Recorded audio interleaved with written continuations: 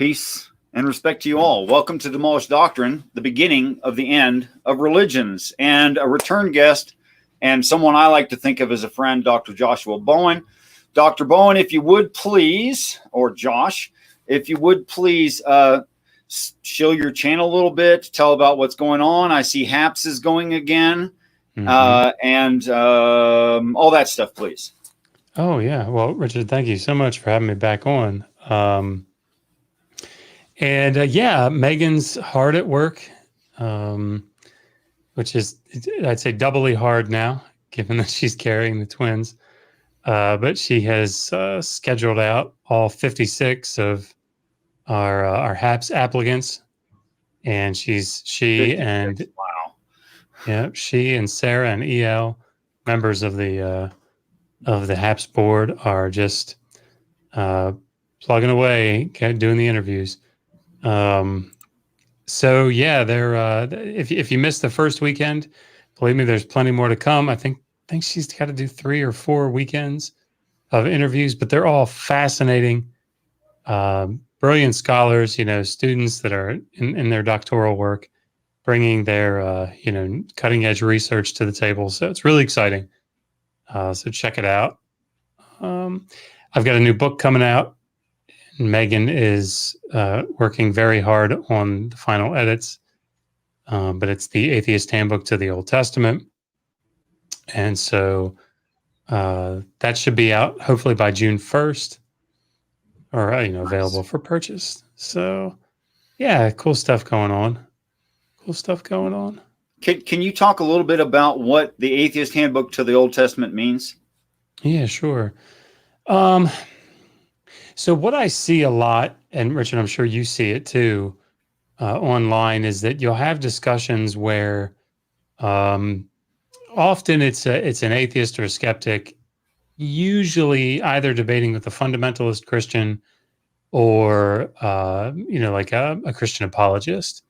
Mm-hmm. And what the interaction that you'll see is sort of the one will say, how can you support a God that would flood the entire world and kill everyone, including innocent children? Mm-hmm. And the Christian opponent will say, well, do you know the context of that?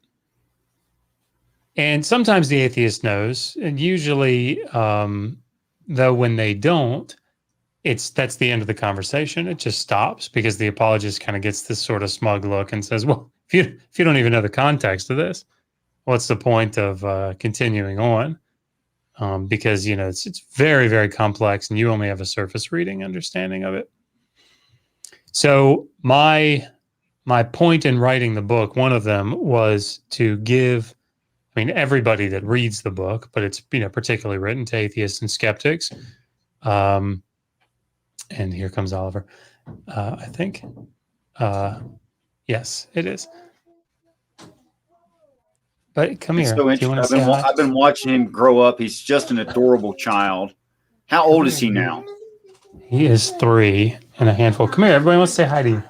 Come here. Wow. Come on. All right. Okay, fine. Here, take your. Can I at least have a hug? That's bad. Oh. That's bad. It's flat. You want to show everybody how flat it is? Wow, it is flat. That's amazing. All right, Sal, we'll fill it up a little bit, okay? Not too much, though. All right, give me a kiss. I love you. Go. Okay, go. Go to bed. I love you. Sorry. I'm a sucker for kids. If you just had him on every stream, I don't know how many subscribers you'd get. Yeah, it's hard to resist giving them a hug. So the first 3 chapters are designed to be general background information. Chapter 1 is just telling the story of the Old Testament, not worrying about things like, is this historically accurate, or is there archaeological evidence for this? It's just, what is this story? What's the narrative that the text is trying to tell? And then chapter 2 is actual historical background, the history of the ancient Near East. So you can sort of place all these things, like who's Nebuchadnezzar and who's Nabonidus, and what is a Sennacherib, what's the Amarna period and what's the Old Babylonian period and all that stuff. So it sort of lays all that out, so you have a general historical background. And then the third chapter is archaeological background. So how archaeology, what it is, how it works, down to everything from what are the tools that archaeologists use and how do they actually dig, to what are their methods and how to apply them to the Bible. And then chapters 4 through 8 or 4 through 7 are individual topics that are debated very often. So did Moses write the Pentateuch? The dating of the book of Daniel, slavery in the Hebrew Bible, which I've added some new stuff to it. So we go into the New Testament and the early church a little bit. And then the prophecy against Tyre in Ezekiel 26. So entire chapters dedicated to each of those topics. I think they end up being like 13 to 16,000 words a chapter. They're pretty meaty. They're designed to be like a one-stop shop. If you want to, debate the book of Daniel with somebody, this is the place to go. So that's how it's intended to be. Right on. That sounds like it'd be really useful in a lot of situations. And I, it might sound funny, me coming from a theistic position, but I would actually support good argumentation against Christian doctrinal views. That there's things that seem to me are assumed historic and are not. And it's what do they call that? A correlation fallacy, where you say, okay, A and B are true, thereby C, D, E, and E, F are all true as well. Yeah. And that's obviously logically fallacious. Yeah. So, is there a city of Tyre? Okay, sure. Does that mean those prophecies happened? Well, no, it doesn't. No, it doesn't.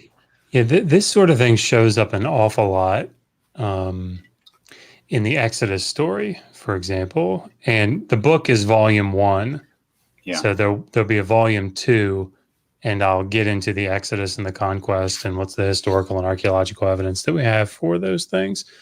But if you read through, for example, James Hoffmeyer, who's I'm obviously a brilliant Egyptologist, but when he goes into the Exodus, I obviously disagree with his positions, and so much, it seems, of his argument is to show that the toponyms, the place names, and the general historical background could match the period. So, when it talks about they're making bricks, well, that happened during the New Kingdom, and there were slaves that came from Canaan down in Egypt. Well, that happened during there were slaves down in New Kingdom Egypt.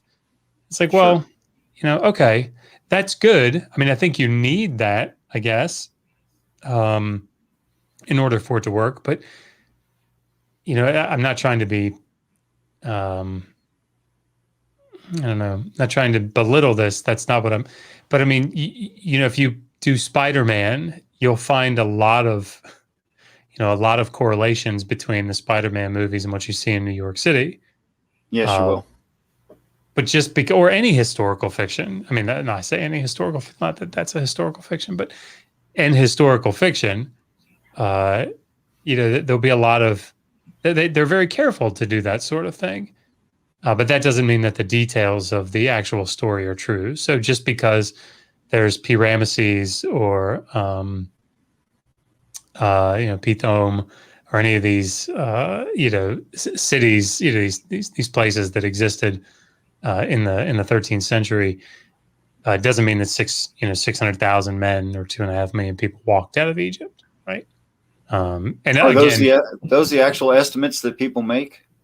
Oh, I mean, that's what the biblical text says. 600,000 people, 600,000 fighting men. So including women and children, is 2.5 million. Okay. Now, to be fair, somebody like James Hoffmeyer would say, well, those are exaggerated numbers, or they're numbers that in other words, there weren't actually. It doesn't intend to say 600,000 men is a lot fewer, and they won't get into it. Well, it needs to be like, it needs to be exaggerated from like 8 to be untraceable. Right. So it's a big exaggeration, apparently. I mean, we have, I think it's in Papyrus Anastasis 5. We have a report about 2 slaves that run away, 2, you know, and it's so Lester Graba has an article, in 2014 article, and he says pretty clearly, and this is just sort of the consensus position, I think, among non-evangelical scholars, that look, we would expect to see something. They controlled their borders pretty well. We would expect to see a record of 2.5 million people walking away. So yeah, the number would have to be drastically smaller than that. And for anyone who watches this in the future, you described what HAPS is, knowing that I already know what it is. Yeah. But would you do like a little overview of HAPS? Oh yeah, thank you. So when we first started Digital Hammurabi, I did a video against something that Hugh Ross was teaching on the expansion of the universe as supposedly described in the Hebrew Bible. Stretching and at the end, I said, trying to be funny, I said, please become a member of Humans Against Poor Scholarship, with the little acronym HAPS. And I don't know, a couple months later, Megan came up with the idea that we should be putting together some sort of support, raising money for PhD students that are in ancient Near Eastern studies, because they don't make any money over the summers usually. And but they still have to go do things. They still have to go to conferences, or they have to go to archaeological digs, or they just have to pay the rent. And so we set out with this idea to fund one PhD student, and we give them $2,000 for the summer. So we try to do that once a year. Well, our audience is incredibly generous. And we were able to fund, for the first 2 years, we funded 3 students each summer. So $6,000 total each year. And the scholarship is called HAPS. And Megan last year got nonprofit status. So any donations that come in are it's non-taxable. So it becomes a tax write-off. It's a completely crowdfunded, as far as I know, it's the only crowdfunded scholarship like this. And it's starting to get around. I think, can't remember, the 2 universities have been cycling it in their newsletter. 2 major universities. I can't remember which ones, Megan told me.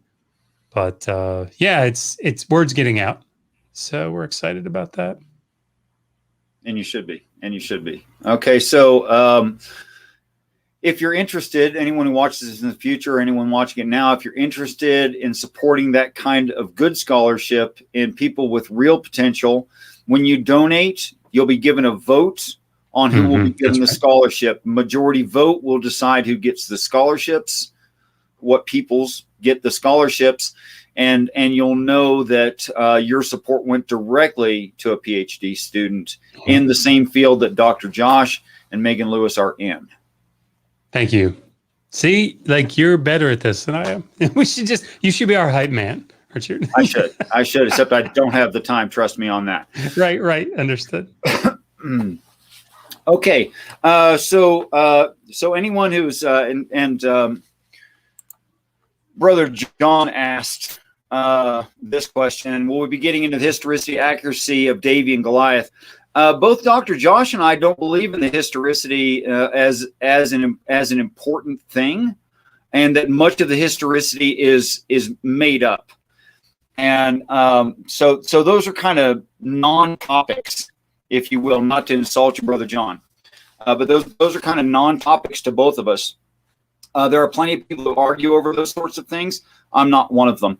I don't think that the Bible is describing a history set as much as it is sometimes using actual history to teach a lesson. And that's why I say it's a cryptic prophetic animism. It's using actual surroundings to teach someone using, their natural memory hooks, their actual experience, to tell them about something that has not yet happened. So much like, I don't know, the turtle is not wise. The serpent is not sneaky. The owl does not guide the people. None of those things are true of those animals. But the way that those animals naturally act, you can use them as examples of higher thought. Mm-hmm. So I think that's all that the Bible is doing. And the historicity is pretty darn unimportant, actually. But today, and since we have about exhausted, I think, David and Goliath, and Dr. Josh smiles, meaning, yes, that's true. And he's been harassed from other people and been very patient with them. And I thank you for that. And I apologize for that. No. It's not your fault. It's not your fault. Never approved someone going into, you've got to support or destroy Richard on this. And you're like, dude, I'm out of this. Come on. Yeah. What was so odd about that was that I thought, well, Richard knows very well my thoughts on things. Like, this is nothing that I'm going to say to you you're not going to be able to like go back and say, see, like he's going to go, yeah, I know. Why would you tell me that? No, wait, you would say, I don't know why you said that. Yeah.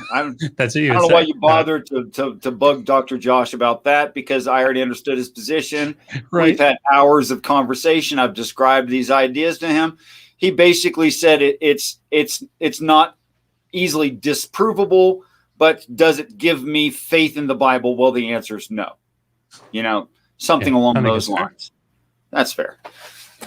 Okay, but today I wanted to get into the Christian traditional assertion. I could even say Judaic or Hebraic assertion that the Bible is how can I say that?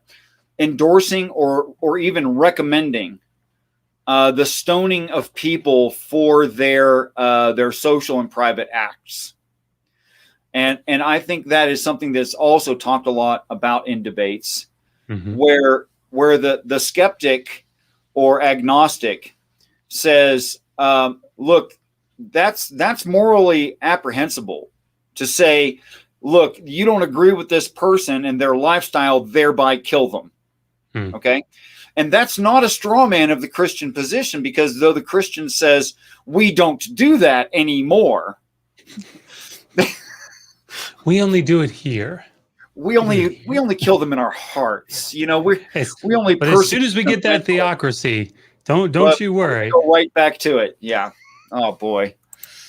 So it's not a straw man of the position to say that fundamental Christians believe that people who do certain things should be physically killed and literally in the street, shaming them, shaming their family, and then murder. Yes, I'm going to say murdering the person. Now, in an idea of, in the whole conversation, I want to present the idea to Dr. Bowen that what it could be talking about is not literal physical persecution to death, but something that is more cogent throughout and coherent throughout the works of the text, Old and New Testament, is an idea of repentance or changing the mind, which would not involve bashing the mind in. That doesn't work. If you bash someone's mind in, you changed it physically, but you're not going to change anything that they think. So that would be actually counterproductive. And that's where I want to go. So, is there anything you want to say more about your channel or other things you're endorsing, working on right now, aside from your most recent book, which makes how many books for you now? This will be 4. Yeah, that's what. Okay, I didn't want to say because I wasn't certain. Yeah, very, very useful books. Go to Digital Hammurabi. Check out what they're offering you. There's classes on ancient languages. There is education for children set in a like a cartoon kind of way, which is interesting for children. and interactive with children. I mean, they just got so much going on, HAPS and everything else. Is there anything else you want to say before we jumped into it? No, you've been incredibly generous. Thank you. No, well, you guys are doing great work, and if I can just mention it, and maybe that's all I can do is just mention it so that more people are aware of it. Hopefully that will spread. And two people tell 5 and 5 people tell 20, something like that is what I'd like to see happen, because I mean, I support you guys. I believe in what you're doing. Thank you. So I'm gonna start working my way through the text and concentrating not exclusively, but mostly on the Old Testament,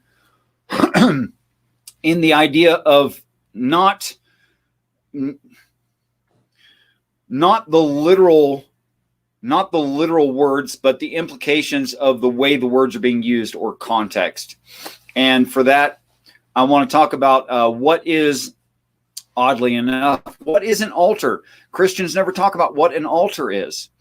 And it seems like they get to take that for granted when it's obvious to me. I mean, how much does the Old Testament talk about altar and sacrifice? It just goes, on and on and on about this. And it starts out somewhere around Exodus. And so I'm in Exodus 20 and 25. I'm sorry, 20, 25. And it's the description of what an altar has to be made of. Okay.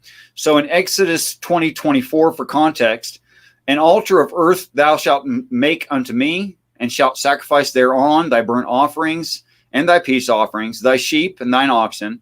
In all places where I record my name, I will come unto thee, and I will bless thee. And 25. And if thou wilt make an altar of stone, thou shalt not build it of hewn stone. For if thou lift a tool upon it, thou hast polluted it. Neither shalt thou go up by the steps into mine altar, the nakedness be not discovered thereon. So here is where my reading of the text is different from what I see Christians describing. When it says that you have to make sacrifice on an altar, and we're going to get into the definition of sacrifice, and then it defines what an altar is. An altar has to be made of, and there's other references, I'm not referring to just this one, there's other places where you can verify all of these ideas. An altar has to be made of exactly two, no more, no less, uncut stones with the word of God written in them. And you can't lift a tool upon them, and you can't change them. Now, if you think about the physics of how to print into a stone, especially if you go like back in time before, highly advanced chemistry, etc. I don't know, radioactive bombardment. Perhaps you could write something in a stone without lifting a tool upon it. I think technically you can't. So what do you think of the idea that what it's actually describing is two unchangeable things with the word of God written in them?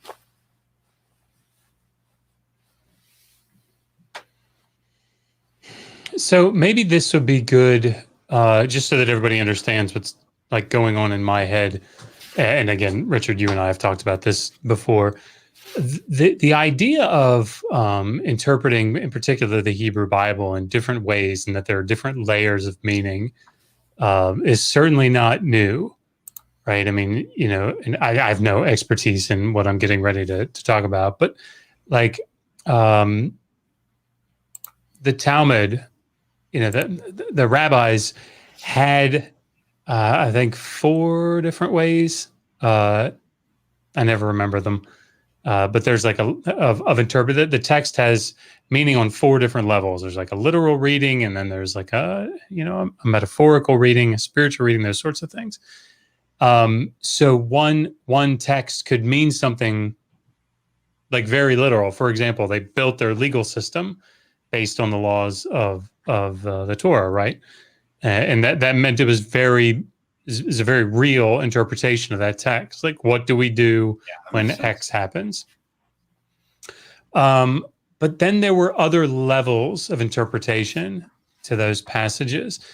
Now, if somebody were to ask me about those levels of interpretation, it would be akin to somebody asking me, to take it out of what we're talking about here, if somebody said, well, do you think that in the prophecy against Tyre in Ezekiel 26, even though the prophecy itself is specifically about Nebuchadnezzar, do you think that God spiritually intended, like behind the scenes, to have it talk about Alexander?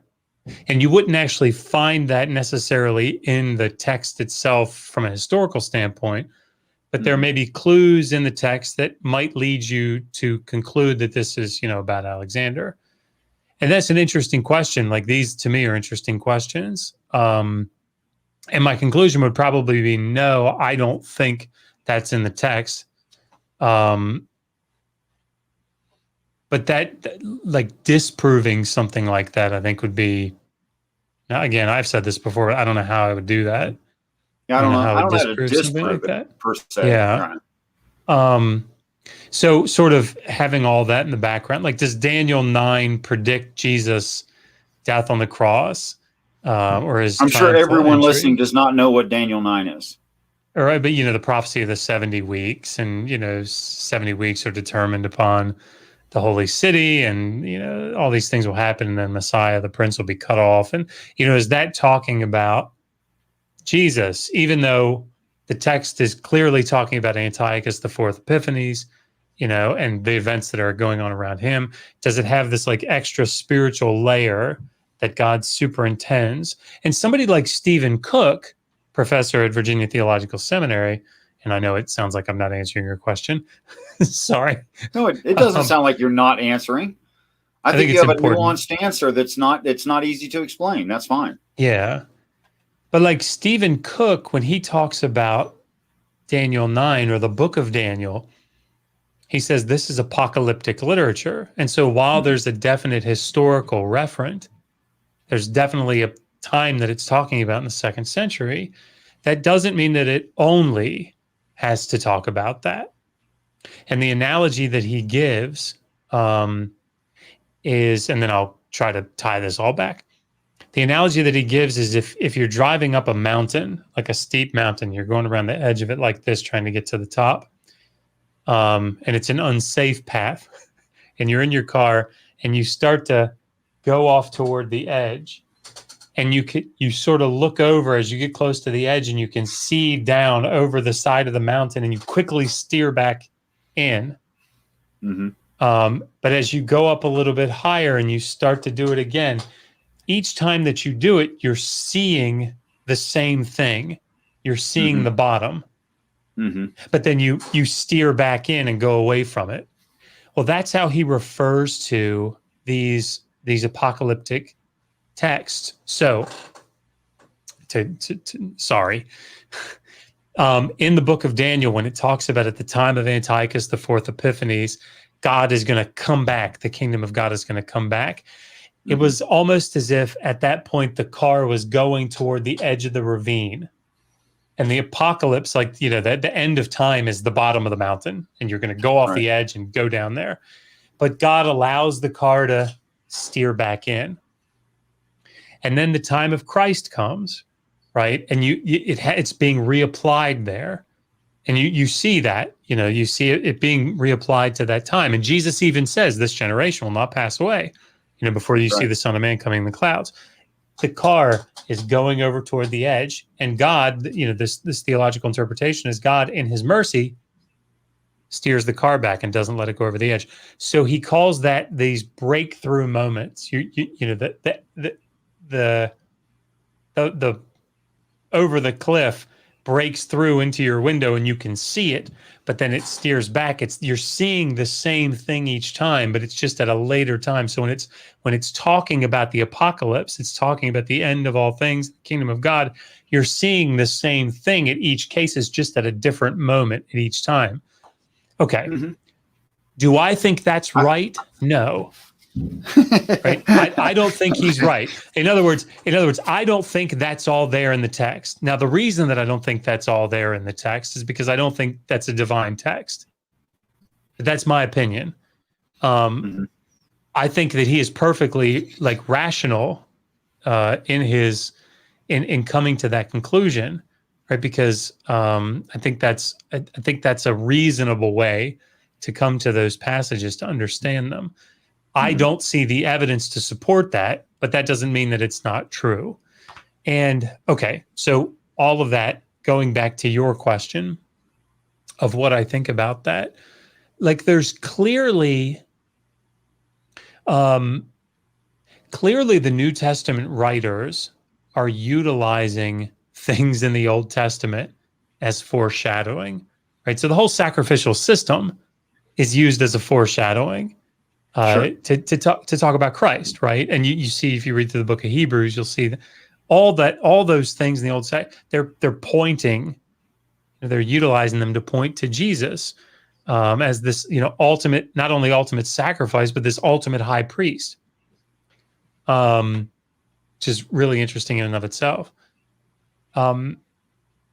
So I don't necessarily have a problem with seeing if, in fact, this is a supernatural text and that this is divinely inspired. I don't really have any hermeneutical problem necessarily with there being these sort of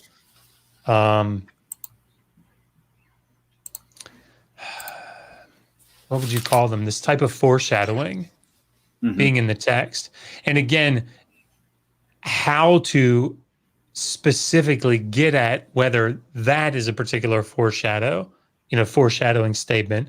If you don't have something in the New Testament saying that it is, it's harder theologically, I think, to get at that. Sure. Those are rare. Yeah. Certainly, comparatively speaking, all the data that we have in the Old Testament, which you see being referenced, I think is minimal. But if you believe that God, can reveal these things still today, or then that's not outside of the realm of possibility to me. I have no idea if I answered your question.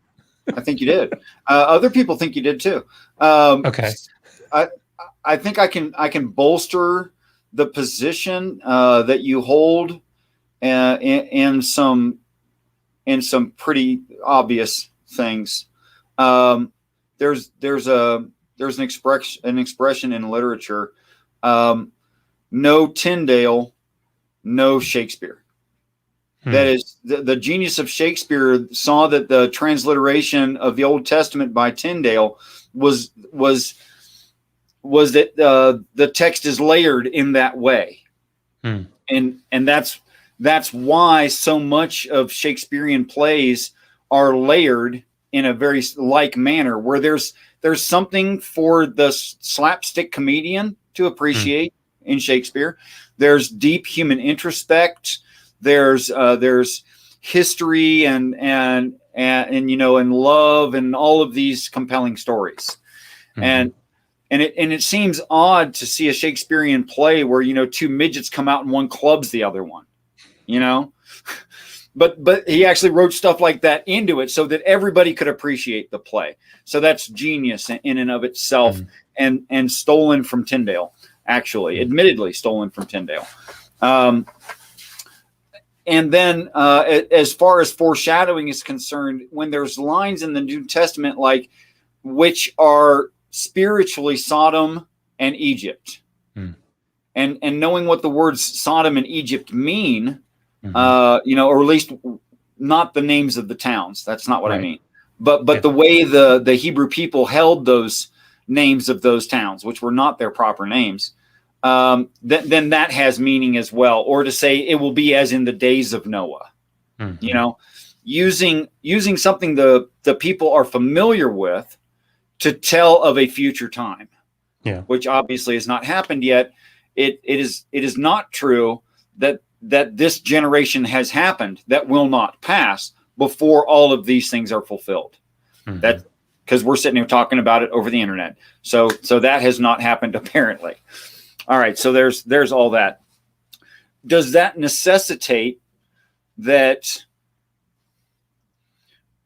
I think really you start getting into a faith position. I start getting into my faith position, that I read it in that certain way.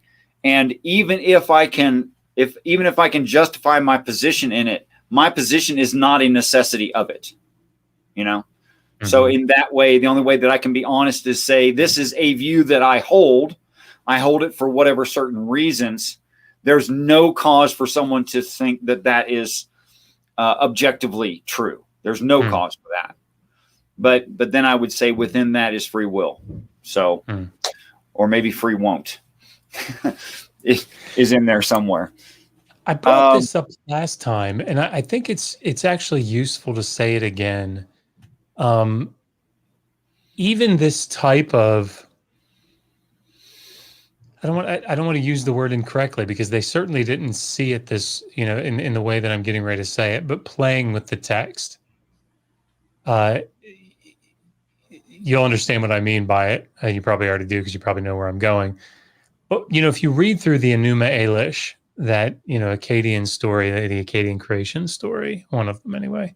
It's not really a creation story, but, talking about the ascendancy of Marduk over the rest of the pantheon and his battle with Tiamat and over the forces of chaos. And then at the end, he, does all this creating. A lot of parallels, obviously, between that story, which certainly dates to, I would say, the end of the second millennium, BCE. It's so much earlier than the biblical text is what I'm saying. And at the end of that text, there's sort of a section of praise to the god Marduk. And the way that they do it is they construct these 50 names of Marduk. Now, I have not written a dissertation on them or anything, so nobody should take what I'm getting ready to say and say, oh, I'm going to go make an argument based on what Josh has said. If you're interested, listening, go get Lambert's book, a 2013 Eisenbrauns publication called Babylonian Creation Myths, I think is the title. But it's a whole work, an entire edition of the Enuma Elish. And he talks the whole section about the 50 names of Marduk. But basically what they're doing is, Marduk's name is made up of two cuneiform signs, Amar, which means calf, and Utu, which means like the sun god, Utu or Shamash. And you put them together and it's like the calf of Utu. And the way the cuneiform works is the Amar sign can be read a whole bunch of different ways, and the Utu sign has different values, and you can sort of put them together in different ways and create new things, read them different ways. It would almost be like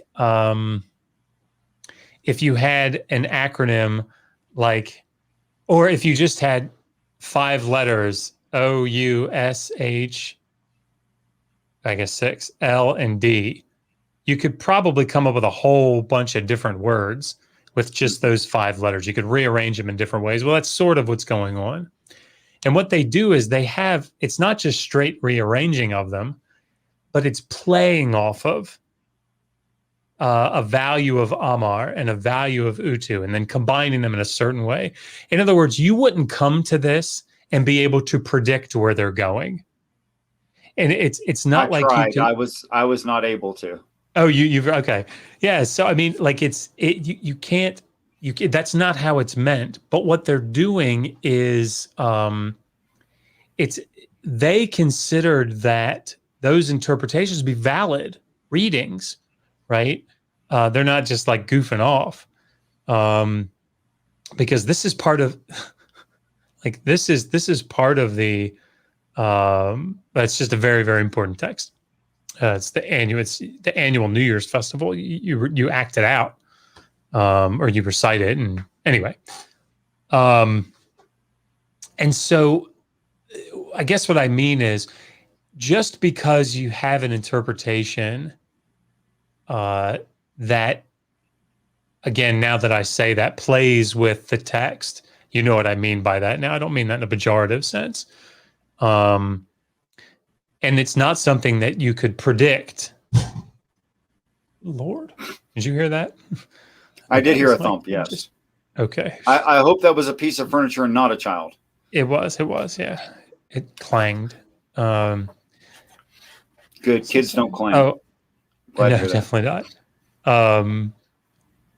But that doesn't mean it makes it harder to prove, right, that that's what's intended. That's the difficulty with it. Because those 50 names of Marduk are all together and you see a pattern of what they're doing, even though there's not a predictive pattern, you can kind of tie it all together. They're all there in one place. You can say, yeah, this is what they intended here and this is what they intended here. If you just had one sitting out here, you might not be able to say, well, that's what he intended to do. So that's the difficulty with it, I think, is getting at, is their intent here? And if it's divine intent, you might not expect to see that so visible. So anyway, I've gone on again. I don't know if that was helpful. Well, I think, and for anyone who's not very, very angry at Jordan B. Peterson, he does something in one of his talks, and I would have to link it underneath this video later after I find it again, where he talks about, the physical aspects of Marduk and what that means in governance and what that means to a people, and why it should be exactly, that he has eyes all the way around his head and he sees everything. And that he's a watcher over the people, a protector of the people, et cetera, ideas like that. It's very interesting talk. And I'll link that in the bottom for anyone who wants to go and see that. So yeah, it seems to me that referring back to the Old Testament, although it's not fulfillment of prophecy, because obviously if you write down something, then I can read that and I can follow it and make it seem like it happened, as long as it's possible that I could definitely do something like that. So, the question there for the Christian is, does Jesus actually fulfill the prophecies of the foreshadowings from within the Old Testament when those things were available to be read in those later dates? So that, I think that's a good question. And some of you get into the nuances of these things and it starts to become, it's not obvious, and it becomes very much opinion whether or not you can read a thing a certain way and whether or not by necessity it would fulfill some certain prophecy or not. It becomes very much opinion, and it's not clear. But that I read it really differently than what Christians normally say that it is, that when the character Christ is talking about these, referring back to these Old Testament occurrences, I see that it's actually talking to a crowd of people about what they already understand and then flipping it and correcting their view of it. And that's all that he does is go, well, you have heard it said, but I say. Right. And that's just a regular thing across the board. At no time does he actually agree with. Here's the problem that I have with what Christians say about the text. You've got gentle, loving Jesus who cares for you deeply and wants you to be saved, and completely agrees with the slavery and stoning and pick one. Yeah. Jesus is a bastard. Jesus is a nice guy, but you got to pick one. You kind of can't maintain the Christian can't maintain in any kind of introspect that Jesus agrees with all and fulfills the Old Testament, and yet the Old Testament is describing violence. Now, that's not how I read it, and I work very hard to try to describe to people that's not how it has to be read. And I wish they'd adopt it and see a more consistent context within what they think is a holy book. I wish they would do that. Trying to work toward that. Not having a lot of success. Yeah, it's to be honest with you. I just don't know. You've seen people maintain those kind of contradictory views. Yeah. At some point, didn't you maintain some kind of contradictory view like that? No doubt. If I could just for a second, sorry, but I think it's important. I don't know if I think I see. I think that's what that link is that MathPig put in the side chat. But they're running I think a pretty important GoFundMe right now for Mama Atheist. Go read about it. But it's an important. I think it's important to go take a look at it. So Anyway, sorry, I just wanted to point that out. That's absolutely fine. Thanks for pointing it out to me. I appreciate it. Oh, sure, yeah. It's interesting to me because if you come to the Bible in such a way that, how do I explain this?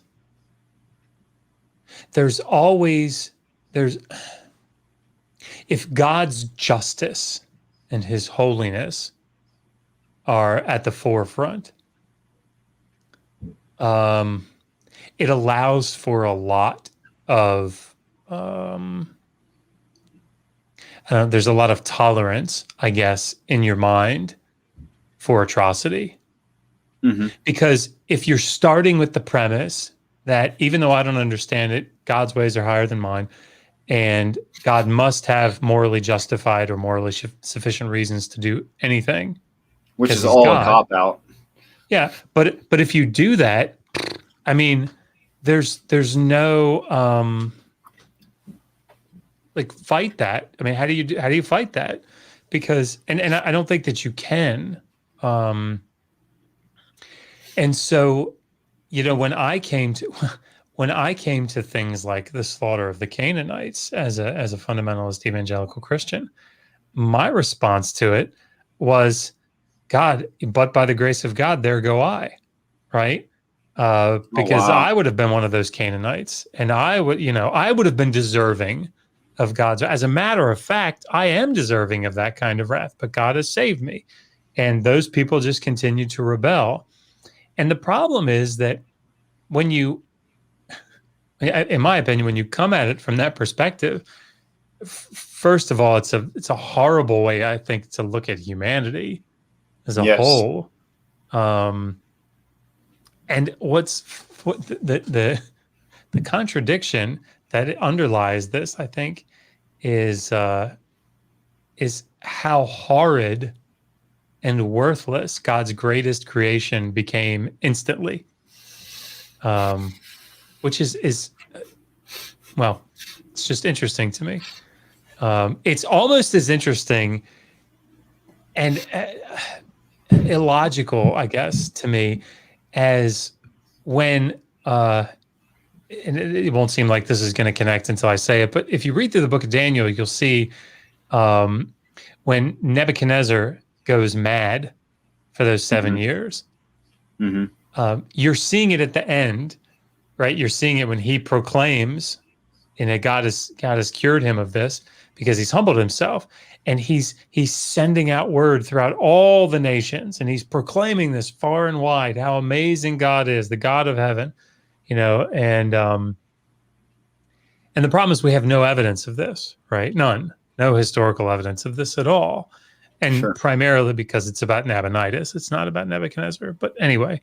It's a tradition about Nabonidus, another Neo-Babylonian king. But what a lot of apologists will say to try to get around this, the fact that we don't have any historical evidence for something we would expect to have a lot of historical evidence for. This should be interesting. I don't know this one. They will say, well, certainly Nebuchadnezzar wouldn't want the word to get out because he must have just changed his mind and then wiped Wait. Nobody of his council and his kingdom noticed he'd lost his mind? Yeah, oh yeah. And even if you want to discount, that, even if you want to say, yeah, well, maybe they wouldn't want that to get out. Maybe they would want to keep whatever, quiet. When the text is abundantly clear, the whole point of that chapter is that he proclaims it far and wide. And so I wrote in the chapter of the book, I wrote, it is baffling to me, because what you would have to assume is that God's work was the whole point of what God did, changing his heart, changing the heart of the king by humbling him, was so ineffective that it immediately went away. It was so ephemeral, which goes directly against the point of the text. And so, what was I tying that back to? Richard, what were we talking about? And I was going to tie it directly back to it.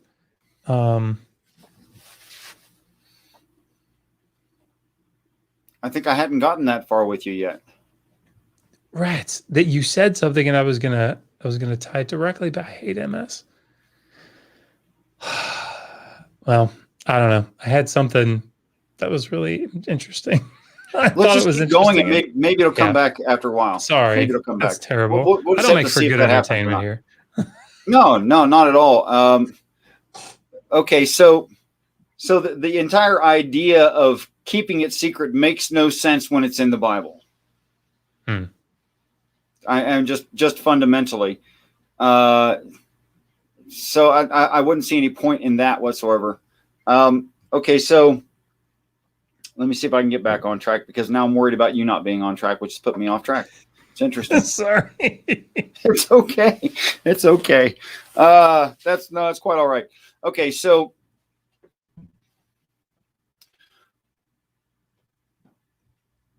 there's a lot in the text that's like this, that it's just self-defeating on its face.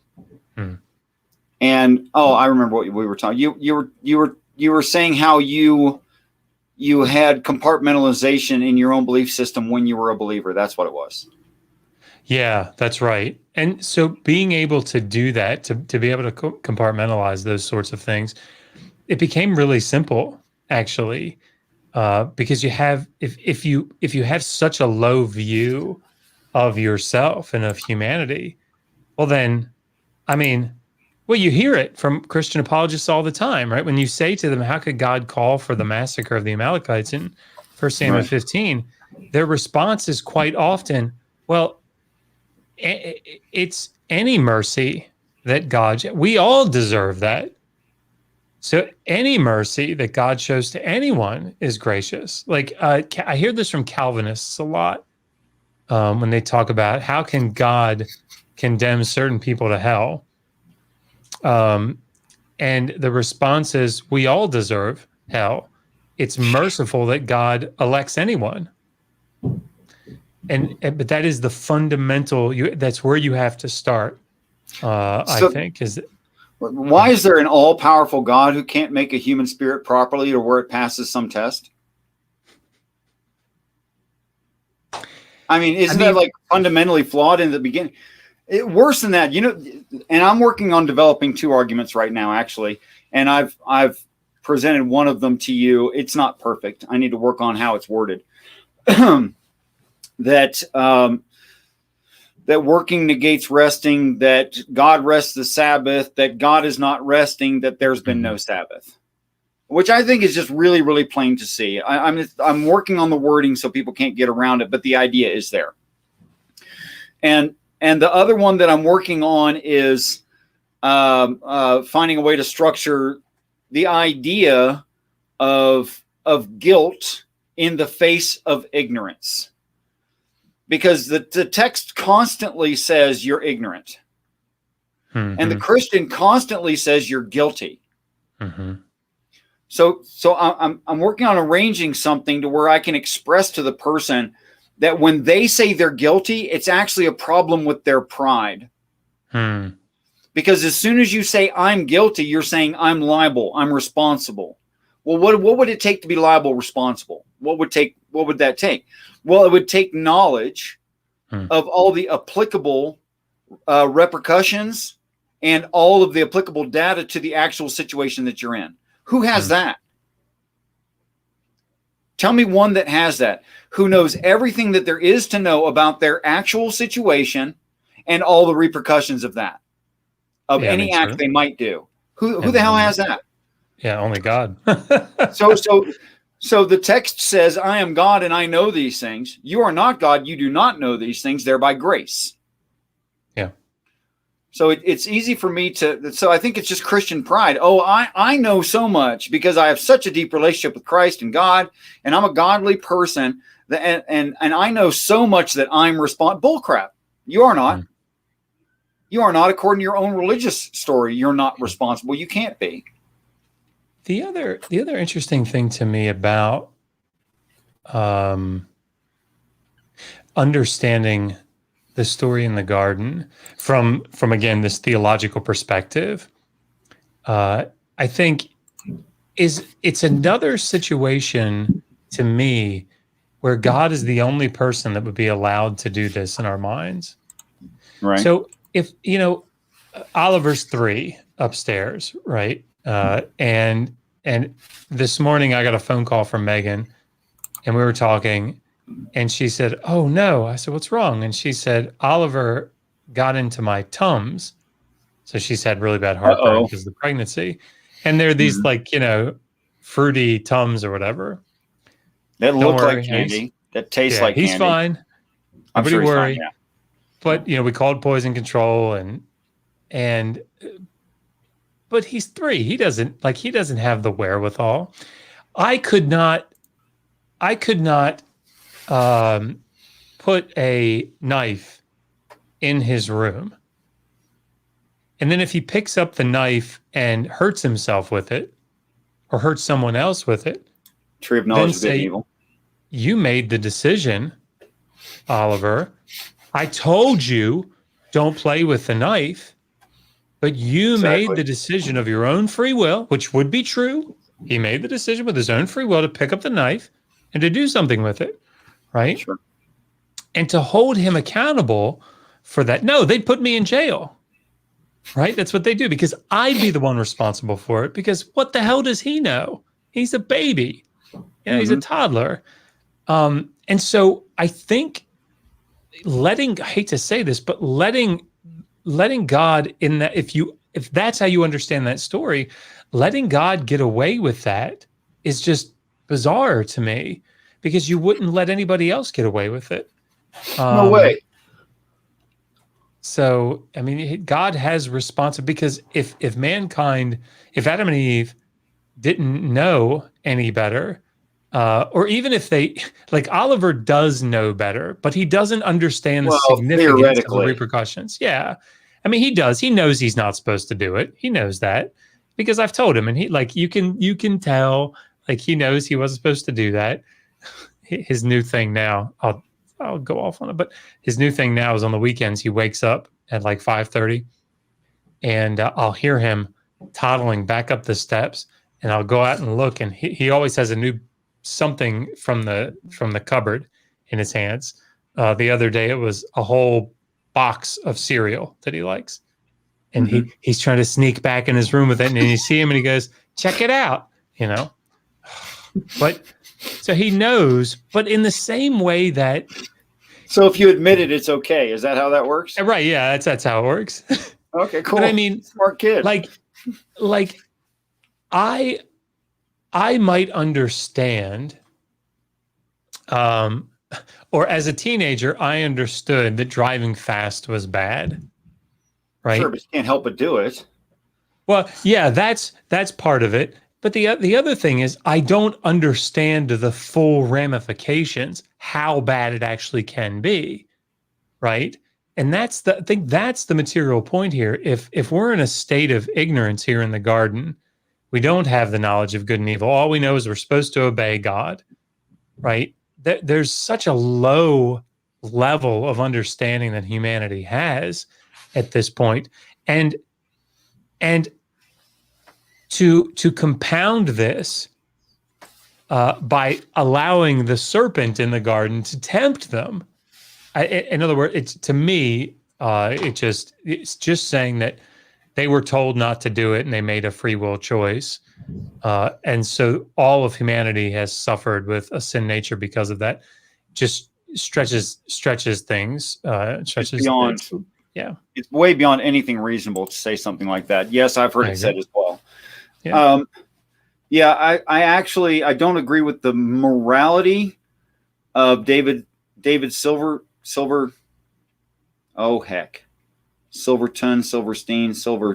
Silverman.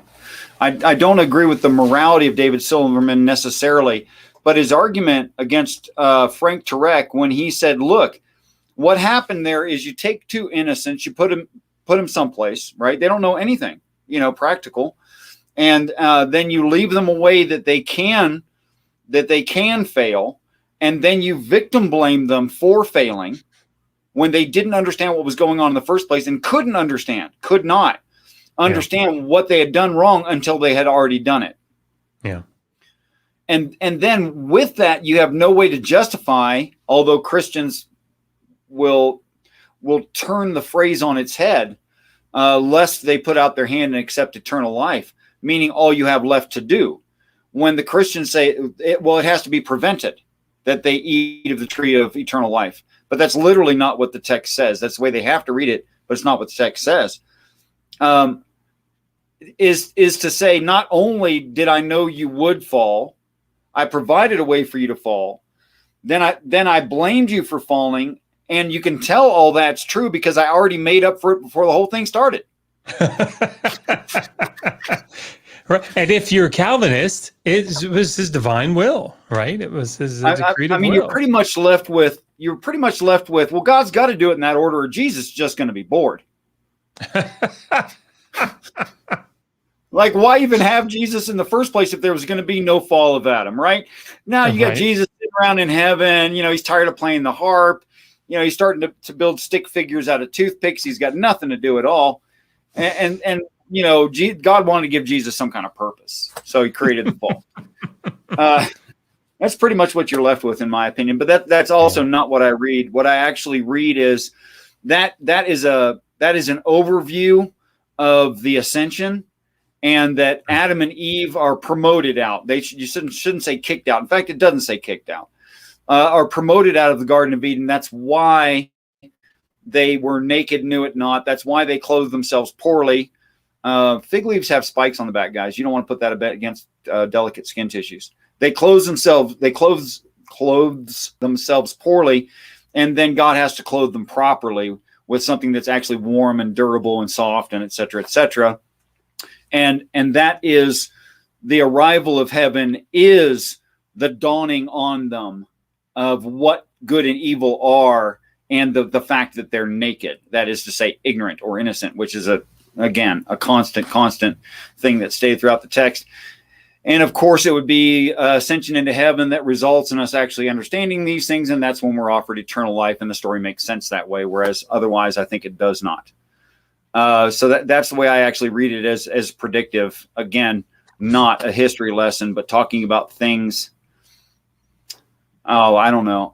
Can you tell us, maybe you can enlighten me on something here. Obviously, there was a verbal tradition before written word. And obviously there is a lot of like ideas. I'm going to say borrowed because I don't consider it insulting. Borrowed from these other places. Yeah. It's not insulting. Christians would think that's insulting. I don't think it's insulting. In fact, if I find Tiktaalik at a certain depth in a certain kind of swamp in every of that kind of climate all over the world, that's confirmation. I don't think that's denial of Tiktaalik. I mean, I don't think it was insulting when Eminem borrowed from, is it the Bangles? Eminem just did a song past few years. I think it was the Bangles. There's a female group. I Love Rock and Roll was the song they sang. And he used it and put it into a song. It certainly wasn't offensive. See, I love rock and roll. Right. Okay, it's not the Bengals, but I can't remember. So or maybe it is the Bengals and I'm just dumb. Could be that. Yeah, that's not insulting to borrow. In fact, it's an homage. Yeah. And so often, I mean, so often in the biblical text, so in the ancient world, Megan did a video on our channel called Did the Bible Plagiarize, or something like that. We've got two that say it's Joan Jett. How's that? That's probably Joan right. Jett. Okay. I do not know that name, but that's great. But did the Bible plagiarize? And the answer is no. And the reason that it's no is because plagiarize, the way that we use that word today is like it carries a moral connotation. What's the word you guys use? What's the scholarly word for that? There are different ones. There are allusions to text. There's intertextuality is probably the big one. Intertextuality. Yeah. But the rationale, and there are lots of different ways that they did this, right? For example, some of the clearer ones, I think, are like Genesis 1 is an interesting example, because Genesis 1 has it at its in the background this thing called the Chaos Kampf, right? The German this cosmic battle against Struggle with chaos. Yeah. And so, you see that in the Enuma Elish I was just talking about, where Marduk fights against Tiamat and, brings the forces of chaos under control. The interesting thing about Genesis 1, though, is it demythologizes the Chaos Kampf in the sense that, like, when there's Tehom, the deep, is a play on Tiamat. And this watery, primordial existence, it's not a monster. It's just there, and God speaks and does what he wants with it, right? And the sea monsters that are in Genesis 1 are just creations of his, right? Now, we know that Chaos Kampf is in the Israelite tradition, because we see it in different places. You see it in Job, you see it in Isaiah, you see it in the Psalms, where it's much more, it's very direct what it's talking about. But the point is that they're if you want to say borrowing, that's fine. They're borrowing from it to, in many cases, polemicize, right? They're turning it and saying, in the same way that, I always forget which psalm it is. It never fails. This might be Psalm 73, but I always forget. Where Yahweh is called the rider on the clouds. Might be now I'm thinking it's Psalm 68. But he's called the rider on the clouds. Well, that's an epithet that comes directly from Ugaritic. And Baal, or Baal, is called the rider on the clouds. And what's going on here is, no, it's not Baal that's in charge of the storm, right? It's Yahweh. It's not your God, it's our God, right? And so that type of intertextuality is being used because they need the audience to understand that connection, but then how it's turned so that it can make a new statement, which is quite often a theological statement. I did not know that.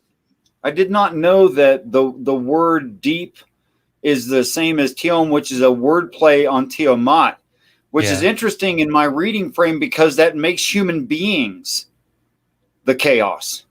Oh, that's right. And I'm kind of inclined to agree with that. Because humanity is represented by water. I think I've heard you. Yeah. I think I heard you. Yeah. Waters as a large body, over pluralized. It's a very non-academic term, but over pluralized translates to mean large mass of beings, essentially. Okay. And in most of the context, it would be us, but there's other contexts, like the angels are also referred to that way, which is why there's a firmament above separating waters and a firmament below separating waters, because they're in heaven and we're on the earth. Oh, but anyway. I think the first time I heard you talk about that was with that very cordial and productive conversation that you had with Nephilim Free. Oh, yeah. Sure. Very productive. It is indelibly impressed upon my brain. That is one open-minded dude who is very honest about reading the... Okay. This is the first time I heard you say, I don't know why you just asked me that. I seriously didn't understand. I wasn't making fun of him or anything. It's just like, so beautiful. How does that relate to anything that we're talking about right now? I literally did not understand why he was saying the things he was saying. Oh well. I don't know why you just said that. It infuriated him. Sorry. I really didn't understand. I wasn't being sarcastic at all. I swear. I was No. I know. I think that's probably why it infuriated him so much. You heathen. You. Yes. What did he call you? Certainly you're. Well, eventually, I'm admittedly a heretic so long as the definition of the word heretic is someone who believes the Bible has value but doesn't agree with me. Sure, I'm a heretic to I'm a heretic to probably every Christian but one, myself. But everybody is. But everybody's a heretic to every other Christian. I mean, come on. Let's be reasonable about this. Yeah, Big Zebra, I did talk to Nephilim Free. It is only on his channel because the poor old man almost died of a heart attack when I copied it and mirrored it, giving him due respect that it was on his channel. And he copyright striked me. And if you can watch it, I wish you luck. It was, yeah. I mean, for me, it was a terrible showing. It was awful. It was absolutely horrible. You did so well. Huge waste. It's a huge waste of your time to watch that. It was a huge waste of your time, I think, but it was I enjoyed. It was 2 hours long, I think, and I enjoyed every minute. I remember where I was sitting when I listened to it.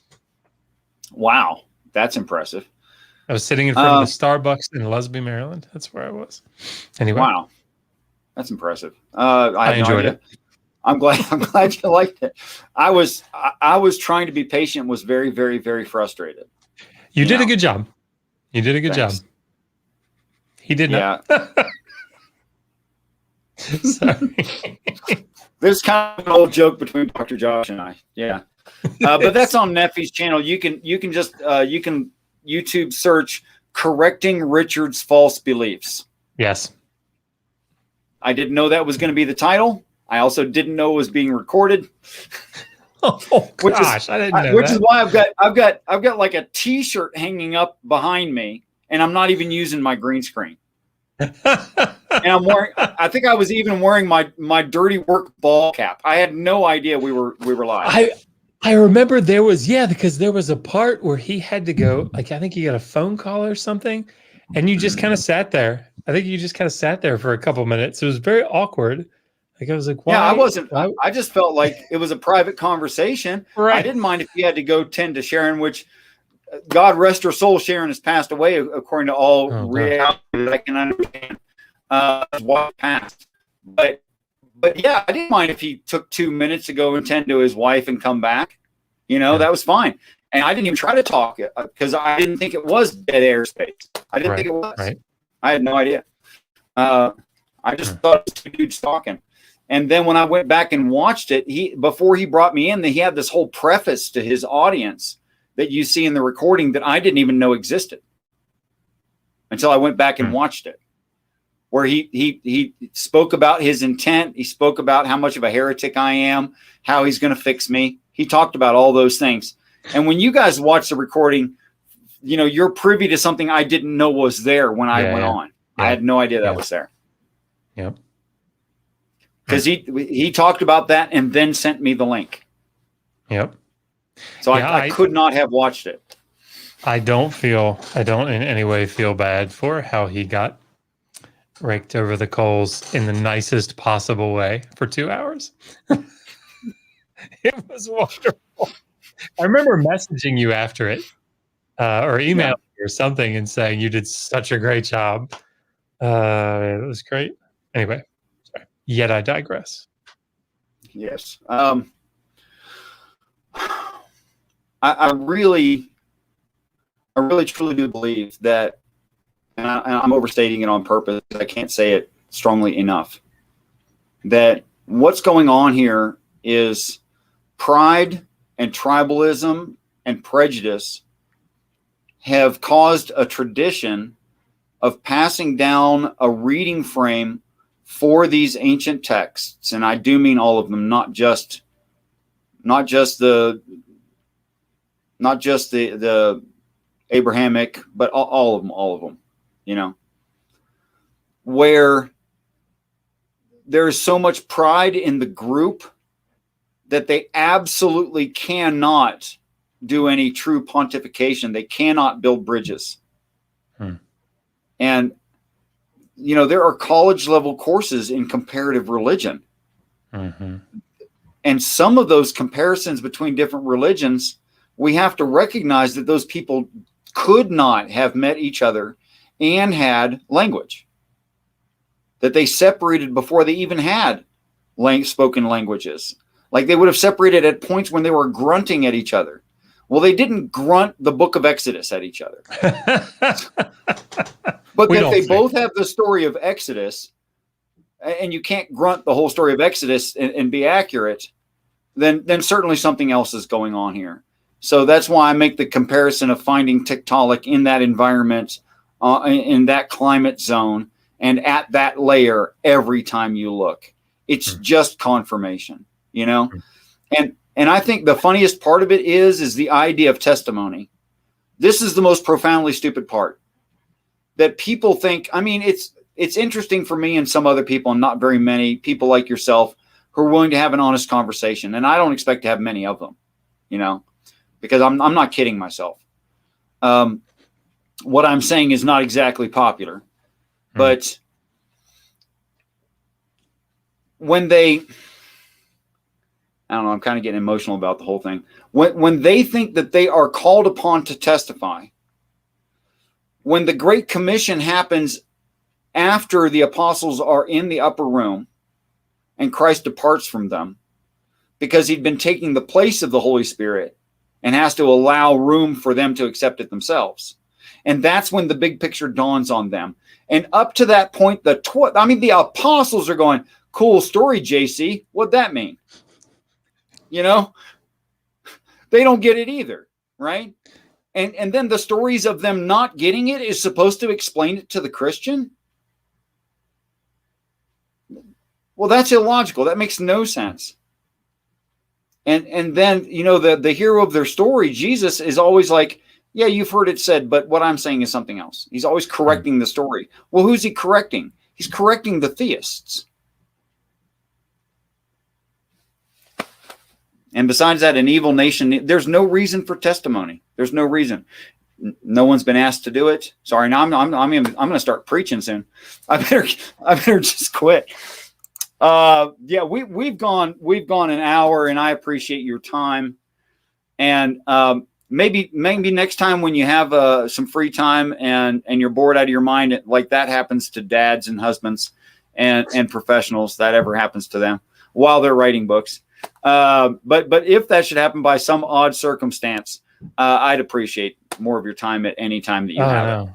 I appreciate you having me on. It's always fun. I know I sometimes ramble in weird directions, but no, it's always a good time. I appreciate you having me on. You know, it's perceivable that a person might think that you're going the long way around to come back around. But I know what happens if you don't do that. What happens is there are certain people listening to it who don't get the total idea because they don't have the education and background that you do. So I think it's actually thorough and a necessity to explain it in the ways that you do. And I think that's part of the fundamentals of what Digital Hammurabi is all about, is bringing scholarship to the layman. And I think that you're awesome at it, and I appreciate you doing it. That's and I really recommend you guys check out there. I do not like videos, and I don't subscribe to, and like, I don't create playlists of other people's videos. That's not my thing, you know? But I've got a bunch of stuff by Digital Hammurabi because it's worth having and it's worth sharing. It really is. Thank you. That really is the only channel that I actually copied from and made a playlist and recommend to other people from my channel. Yeah. Megan is obviously doing a lot of work that is very good work, and thank you both. And please do check out Digital Hammurabi if you don't already know what and who that is. If you don't know, well, then I don't know what you're doing with your life. Get serious. So there you go. Thank you. All right. I appreciate it. Is there anything you'd like to say in closing? Because I'm going to wrap this up just out of consideration for the things. I would go on with you forever. I would. No, I really appreciate it. No, I just thank you again for having me on. Thank you everybody for watching. And yeah, definitely go check out the link that MathPig put in and see, read about the GoFundMe. Right on. Well, that's it for this time. Hopefully there'll be another time. And thank you very much, Dr. Joshua Bowen of Digital Hammurabi. And thanks for everyone in the side chat. I've seen a lot of names that I recognize, people that I think are at least honest with themselves, trying to be honest about their understanding of what reality is and not horribly closed-minded. And thank you all for being those things. Peace and respect to you all. Peace and respect to you, Dr. Josh. And I want you all to know that as I close this, I really do look forward to the day that we're all great friends. And I really have a lot of confidence that's going to happen. Good night.